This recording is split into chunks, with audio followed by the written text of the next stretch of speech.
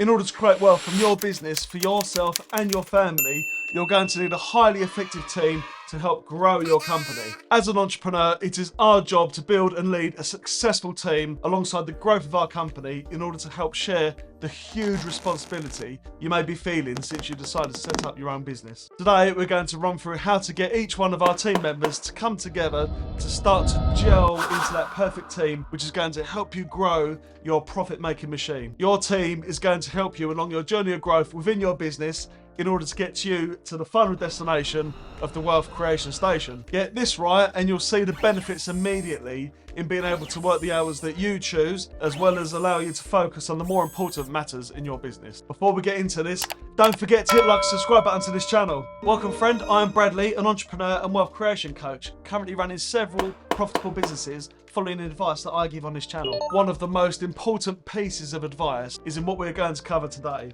management of a highly performing team. I never naturally had these skills. I had to learn them as I grew my various businesses. And so, if I can do it, then I'm pretty sure you can do it. And get this one thing right, you will see success as the entrepreneur you are by being able to get others to work towards your vision and your goals, which are ultimately going to benefit all involved. We're going to cover the 5 phases of team development suggested by Bruce Tuckman, which has become a standard model most successful entrepreneurs are understanding and putting into practice. In order to grow your business, utilising a highly effective team to run it, we need to understand the team's development path. Bruce Tuckman's development phases provide insight into why a team is operating at its current level and what the team members, as well as yourself as the leader, have to do to move forward. And these 5 phases of development are forming, storming, norming, performing, and adjourning. Each phase involves not only recognising feelings and behaviours, but also things you have to do as a team. And what I personally take away from this model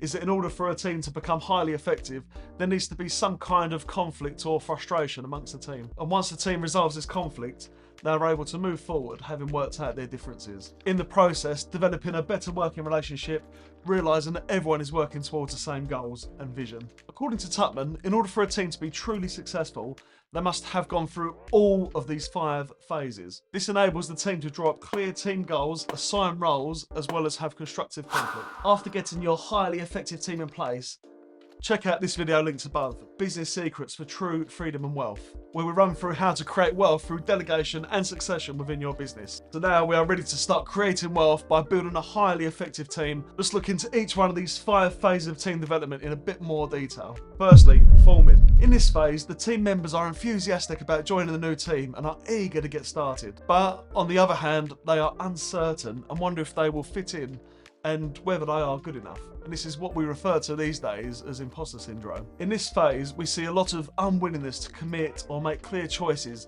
as each member of the team is attempting to suss each other out. As the entrepreneur, your main task is to form the team with clear goals and a clear course of action, structure, and division of these roles. Hold a kick-off meeting as well as regular check-in meetings following this to communicate the business mission and the team goals. Clarify in everyone's mind what is expected of team members. In order to grow as a team in this phase, team members must also have the courage to discuss tricky subjects and face conflict situations from the outset. Storming. In the storming phase, the team discovers that not everything is going to plan or as initially expected. There is generally anger and frustration about the whole process, the progress that's been made to date, and how individual team members are working together. Each member of the team will have different communication styles and core values, which ultimately leads to conflicts between team members, dissatisfaction with leadership, and or questioning of the actual overarching goals. In order to make progress as a team in this phase, team members must stop being so critical, defensive, and egotistical and look towards a more solution-based approach to their performance and their communication. As the entrepreneurial leader, this is the time to take a close look at the goals, tasks, and the roles of the team and investigate where extra knowledge and skills may be needed. By now, the team members should know each other quite well, and this can be a good time to get started with team dynamics and effective communication. Norming. In this phase, the gap between the initial expectations of team members and what is now slowly unwinding as the reality of the situation is starting to take shape in the team. Team members realise that if they want to achieve their goals, they need to understand each other on a deeper level utilising their emotional intelligence. Once they realise that their differences can make the team stronger, they are open to feedback and start feeling that they are part of a real team. And this is the phase where they actually start acting like a real team, when they have real conversations with one another and tackle shared problems. Team members are now comfortable with each other, so they can ask each other for help, and they're more open to each other's ideas and opinions. Whilst the first phase, forming, was mainly about cooperation, during this current phase, norming, there is a greater focus on the team objectives. And as the entrepreneurial leader, this is the perfect moment for you to take a look closer at the processes and the performance.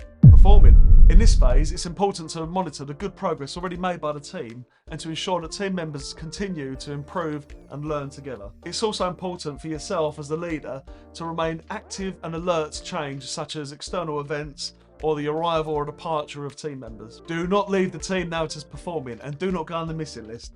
The team will still need strong leadership and a continual reminder of the focus and the end goals and each member's responsibility, and this prevents falling back into an earlier phase. Celebrate successes and continue to challenge employees. This will ensure you keep them engaged and passionate. At this point, we should be able to take a step backwards and see that you have a highly functioning team. Everyone knows exactly what they have to do and they simply get on with it. Team members have confidence in their own capabilities as well as those of other team members, knowing each other's strengths and weaknesses and having built good working relationships with each other. They are proud of their team and there is a buzzing atmosphere. And now team members will enter into dialogue with each other where necessary, and they'll resolve any problems effectively. Adjourning.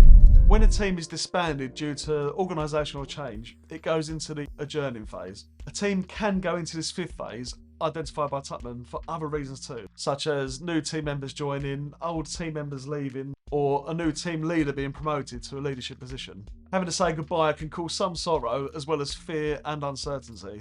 The team may start asking themselves, what do the changes mean for their function, their role, and for their future?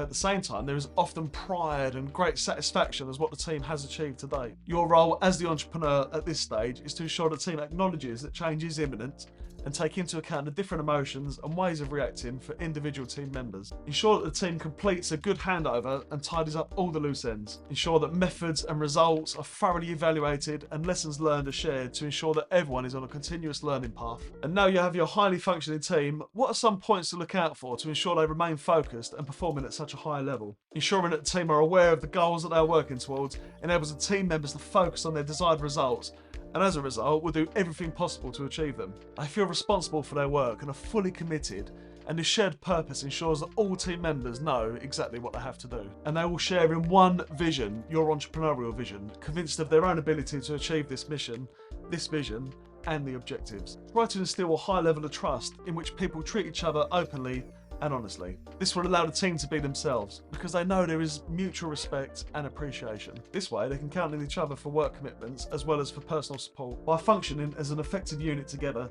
team members enter into dialogue to find solutions together. They learn from each other and consider the personal development of each individual member of the team as a positive contribution to the collective. And ultimately this will ensure your business success and allow you to get to the final destination of the wealth creation station. Don't forget to hit the like and subscribe button to this channel. And if you'd like to dig a bit deeper, then check out this video here, whereby we run through some other further business development tools to help develop your profit-making machine. Learn the key takeaways I developed in my boring career as an accountant. Next video.